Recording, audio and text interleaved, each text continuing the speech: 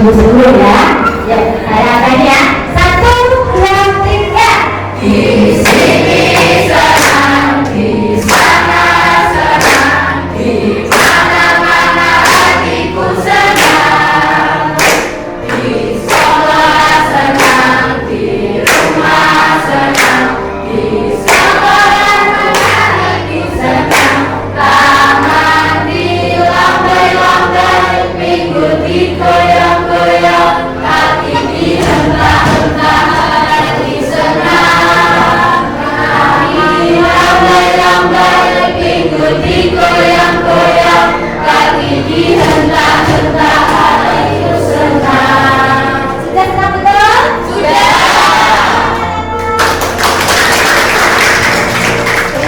Di sini ada film nanti ada video ya, ada 1 menit. Nanti tolong diperhatikan.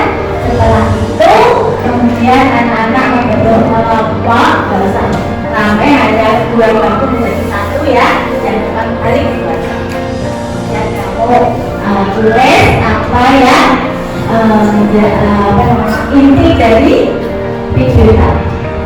Oke? Saya berikan video-videonya.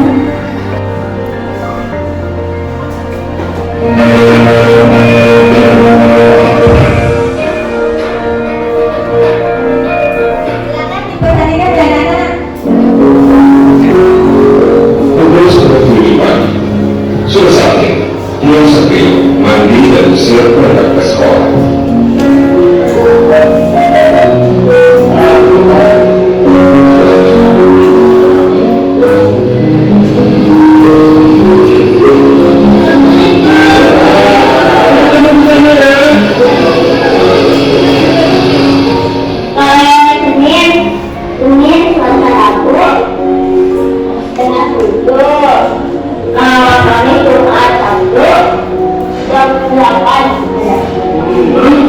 Yang bukunya Siapa aja? Kenapa bulan sudah dia tidak lagi hanya berdiam di rumah. Sekarang setiap hari dia belajar bersama anak-anak lain di sekolah RSLB Firdaus.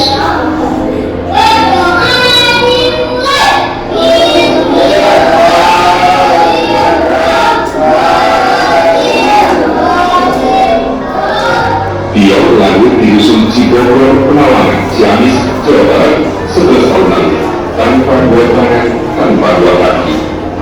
Bungsu dari 7 bersaudara, anak pasangan petani sederhana, Wawan dan Nini ini ternyata selalu harus belajar. Dia melakukan berbagai hal, termasuk menulis dengan mulut. Dia suka belajar matematika. Waktu orang ya, aku udah lagi. apa? Kadang 100, kadang 90. Ya itu aja.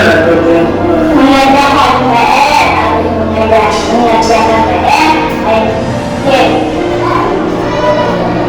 Walau belum masuk sekolah formal, dia cerdas dan semangat langsung pengen muncul. Hadir di semua pelajaran, dia memperoleh nilai tinggi.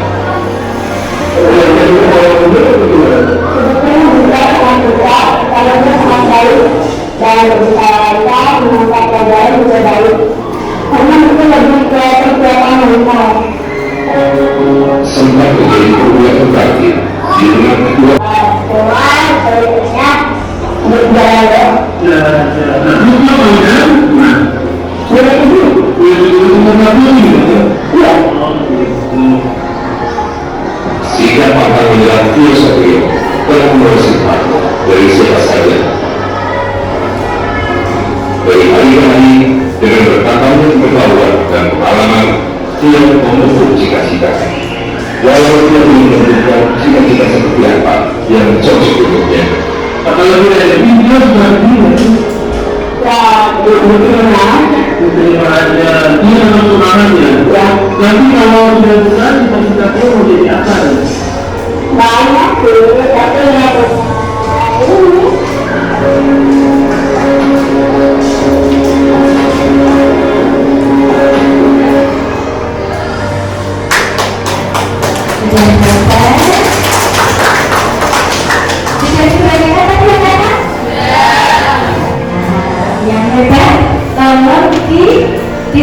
didiskusikan atau dibicarakan dengan kelompoknya, hanya dua kampus menjadi satu begitu aja. Jadi yang depan balik ke sana dengan teman-temannya ya, yang membicarakan tentang intinya saja, video lagi dan tambah ya, terus ya, ditambah faktor yang mempengaruhi kepercayaan diri, yang bisa mempengaruhi kepercayaan diri. Silakan 5 menit cukup ya anak-anak? Ya, yuk silakan. Ya, satu kelompok satu.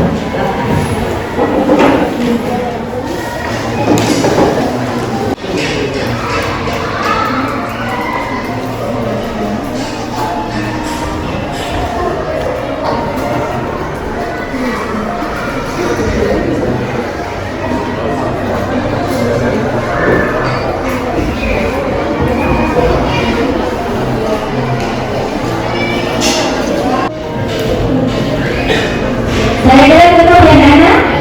Oke. Sekarang tolong dibacakan hasil dari diskusi anak-anak. Siapa dulu ya?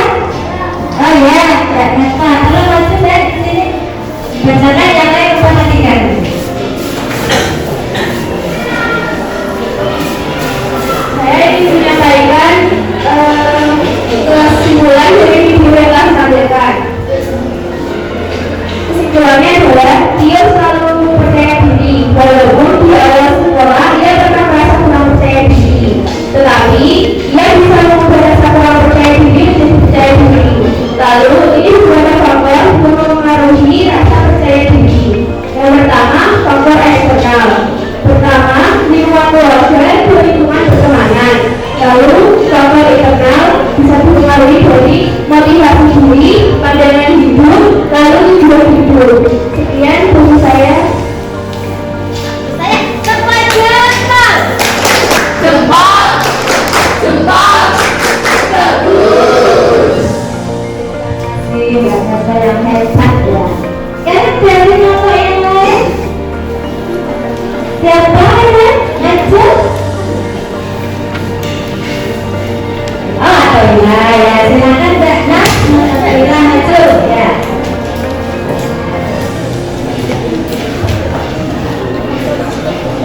Kesimpulan dari cerita video ini adalah kita harus selalu bersemangat meskipun kita memiliki banyak kekurangan.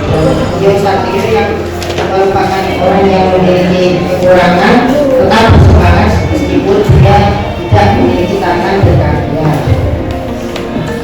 Salah satu faktor yang membuat Satrio tak percaya diri dan bersemangat dalam bersekolah adalah faktor internalnya. Salah satunya adalah faktor harga diri dan perasaan yang dibutuhkan. Individu akan merasa bangga bila dibutuhkan oleh orang lain. Hal penting dalam membentuk kepercayaan diri seseorang. Jika tidak orang tersebut akan rendah diri atau kehilangan kepercayaan dirinya. Sementara faktor eksternalnya mungkin adalah sekolah. Siswa yang mendapat banyak dikasihkan di sekolah akan lebih percaya diri dalam kehidupannya. Namun orang yang sering dukung akan sulit mendapatkan kepercayaan dirinya. Sekian dari saya. Ya, terima kasih Mas. Tepat jempol, jempol, jempol, bagus. Hebat. Mungkin ada lagi siapa ya? Mas Yuda ya? Mana saya? Oke. Ada di kelompok 5 ya, silakan.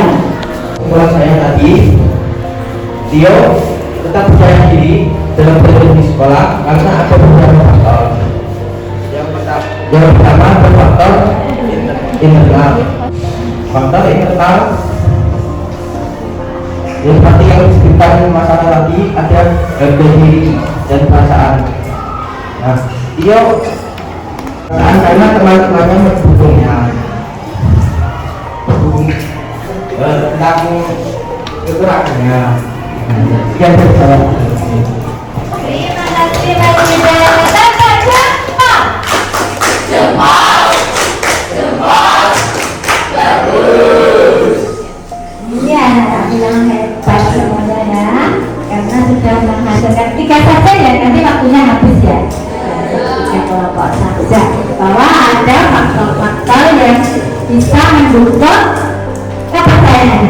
yaitu berasal dari faktor internal dan eksternal. Kalau internal itu dari diri sendiri anak-anak. Kalau kamu mau mempunyai motivasi saya diri dari diri sendiri, Pak, ya maka tidak ada yang rendah diri ya. Kemudian dari eksternal berarti faktor-faktor dari luar, yaitu dari keluarga, dari pertemanan, lainnya ada motivasi tidak dari keluarganya, dari temannya bagaimana. Begitu ya anak-anak? Tepuk tangan anak-anak. Terima kasih anak-anak yang hebat ya. Ini akan kita lanjutkan sekarang tentang pengertian. Nah, pengertian apa? Pengertian percaya diri.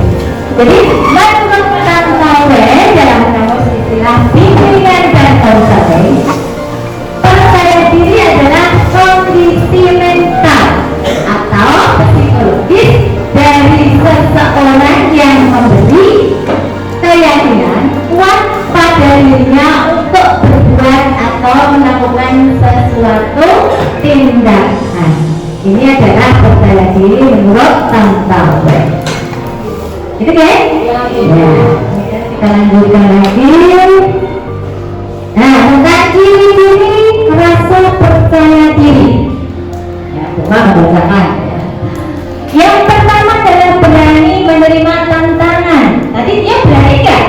Nah, kemudian berani tampil beda. Nah, kemudian asertif. Yang keempat mandiri. Yang kelima reaksi positif, misalnya dengan tetap tegar, sabar, dan tabah dalam menghadapi permasalahan hidup. Ada yang ditanyakan mungkin anak-anak? Ya, asertif tahu nggak? Nah, kenapa nggak tanya? Ya, yang lain saya kira anak sudah tahu nanti seperti ini. Asertif itu kemampuan atau keterampilan untuk mengutarakan keinginan. Misalkan anak-anak punya keinginan apa, terus bisa mengutarakan kepada orang tua, saya ingin ini Pak, saya ingin ini Pak, misalkan kebun, itu deh, itu adalah asertif. Nah, lanjut ya, saya tidak ditanyakan. Kemudian kita lanjut tentang manfaat percaya diri. Yang pertama, menjadi pribadi yang tahan banting, tidak mudah terpengaruh oleh orang lain. Yang pertama. Yang kedua, mampu mengatasi keadaan dengan baik. Yang ketiga, mengetahui kemampuan diri sendiri sehingga mengerjakan sesuatu secara efektif dan efisien. Kita lanjut. Yang keempat, memandang semua hal secara optimis. 5. Kualitas kepribadian akan meningkat. Yang keenam, mampu mengontrol emosi dengan baik. Yang ketujuh, hidup akan lebih sistematis. Nah, ini kita tapi ada pertanyaan enggak ya? Enggak ada ya. Nah, sekali kan kegiatan aktivitas pertama. Nama kegiatan adalah kuis PD atau pemalu. Anak-anak bisa menulis di bukunya masing-masing.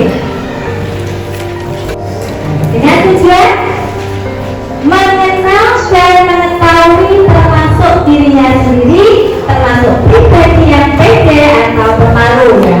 Nanti anak-anak hanya menjawab saja pilihannya ya, jawab di bukunya dengan alat tulis ya, kertas. Jawaban yang sesuai dengan sikapmu. Lalu tengok hasilnya, apakah kamu memang pede atau empuk atau pemalu. Empuk itu mencari perhatian orang. Oke, soalnya bagaimana? Di sini. Nah, nomor 1. Waktu istirahat teman-temanku sedang berkumpul. Aku mau nimbung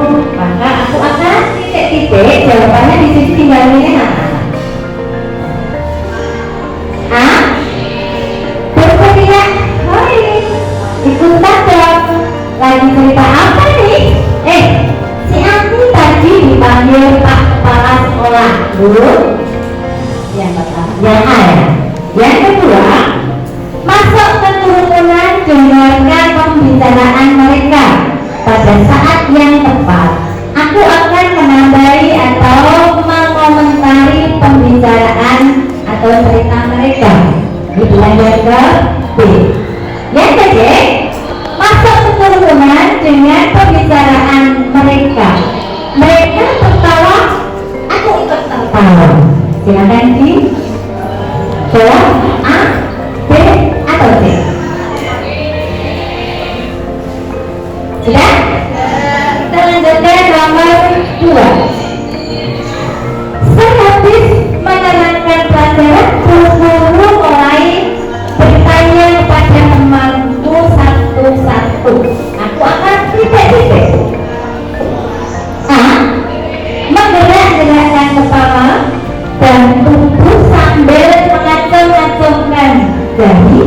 Kalau perlu sambil berdiri sambil berkata saya bu.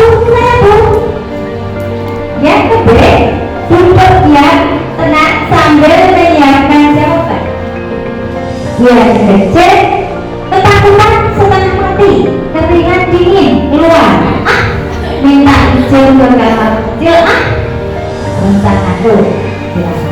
Dan dijawab A, B, atau C.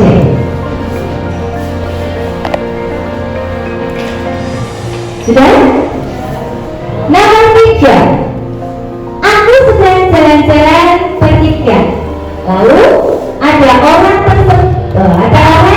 aku dan teman-temanku tidak begitu tahu tujuan orang itu. Aku akan titik-titik. Ya, A. Menjawab mendahului teman-temanku kalau tidak salah. Dan dari sini Bapak belok ke kiri, lalu terus nanti belok kanan. Yang B. Menyarankan begini, Pak, kami lupa nama jalan itu, sebaiknya bertanya ke pos polisi 100 meter dari sini. Yang C. Diam saja, biar teman-teman yang menjawab A. Silakan dijawab A, B, atau C. Ya? Dilanjutkan nomor 4, soalnya dari mana? Di sebuah pesta ulang tahun temanku, ia memintaku untuk membuat acara. Aku akan titik-titik. A. Menolak permintaannya lalu bertanya, si Ani aja. Dan aku maaf juga ya. Jadi malu dia ya. Jangan malu-malu. Rasanya malu. Yang ketiga, mengiyakan sambil bertanya, acara apa yang kamu inginkan? Yang C. Menggelengkan kepala sambil bersipu-sipu, lalu menyembunyikan diri ke belakang. Silakan dijawab A, B, atau C. Lanjut ya. Nomor 5 yang terakhir. Ada teman baru di kelasku. Saya istirahat, aku akan titik-titik. A. Berdiri di depan sambil memperkenalkannya. Hoi, anak baru mau minta kerjain ya? Ujarku. Saya menanyai macam-macam. Yang B. Kalau dia tidak pernah senang dikerumuni teman-teman yang lain, aku akan mengajaknya bersalaman sambil memperkenalkan diriku terlebih dahulu. Yang C. Mendiamkannya saja, dia anak baru, jadi harus memperkenalkan diri lebih dahulu. Silakan dijawab A, B, atau C. Sudah? Nah, jika jawabanmu yang lebih banyak A, kalau di titik ya yang banyak A, B, atau C,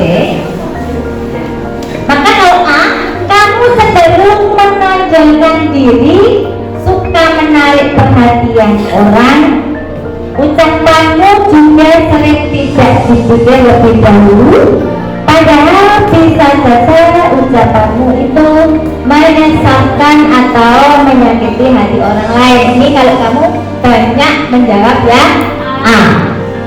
Kemudian yang banyak menjawab B, berarti kamu sedang tenang, tidak suka ribut, tidak terburu-buru, dan tentu saja B. Segala ucapan dan tindakanmu sudah kamu pikirkan sebelumnya. Kalau jawabanmu banyak yang C, kamu malu sekali. Kadang-kadang mulai lagi, coba deh ikuti taktik menjadi PD yang dilakukan teman-temanmu, ya, itu ya. Maka kamu analisa ya kalau kuis PD ini, ya. Jawaban saya lebih banyak apa? Kamu tulis di situ. Kalau lebih banyak B, berarti kamu termasuk orang yang bagaimana? Nah, yang tahu diri sendiri. Jadi bahwa kamu termasuk orang yang mana? Kamu tulis ya. Kamu termasuk banyak menjawab A atau B atau C. Jadi saya termasuk orang yang bagaimana? Ada yang masih bimbang? Sudah tahu dirinya sendiri termasuk apa? Sudah, alhamdulillah, nggak perlu diucapkan, ya. Jadi kamu tahu diri sendiri. Oke, kita lanjutkan ya. Anak-anaknya ada pertanyaan? Nah, sekarang ada lomba kerja siswa jalannya PD bimbingan dan konseling. Ini juga tolong ditulis di buku aja, ya. Ini tolong dikerjakan. Saya kasih waktu 5 menit, cukup ya anak-anak? Ya, silahkan dikerjakan. Lembar pengerjaan saya akan bagikan lembar evaluasi hasil layanan bimbingan dan konseling, ya. Nanti setelah anak-anak mengerjakan, ya, nanti bukunya dibuka, kemudian mengisi lembar evaluasi hasil layanan bimbingan dan konseling ini juga dikerjakan. Nanti akan saya tarik atau saya kumpulkan.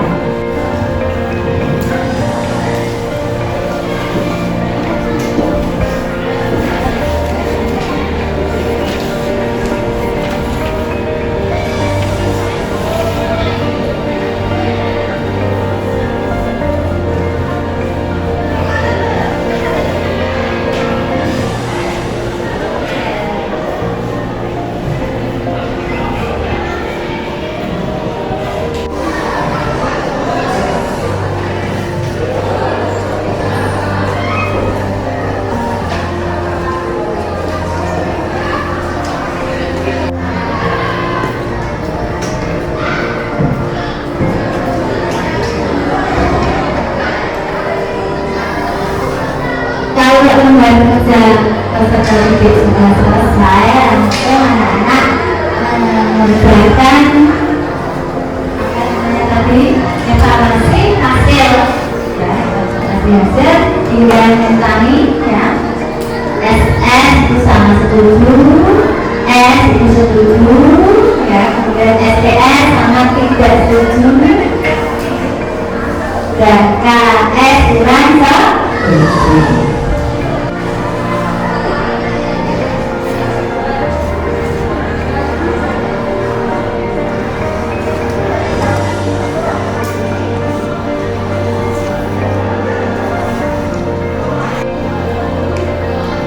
Yang nomor 2 boleh dikerjakan dengan kaki bambu, ya. Ya.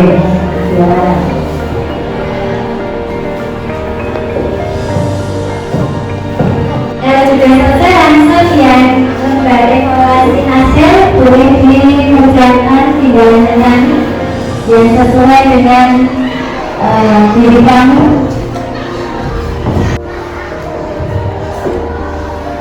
Karena mungkin waktunya habis, ya, nanti saya tarik ya dan evaluasinya. Bagaimana layanan hari ini anak-anak? Seperti anak-anak? Alhamdulillah, Rabbil alamin. pelajaran hari ini sudah selesai ya. Anak-anak merasa puas tidak? Kalau misalnya masih ada pertanyaan bisa tanya sendiri ke Bu Uma nanti di ruang BK. Itu ya anak-anak.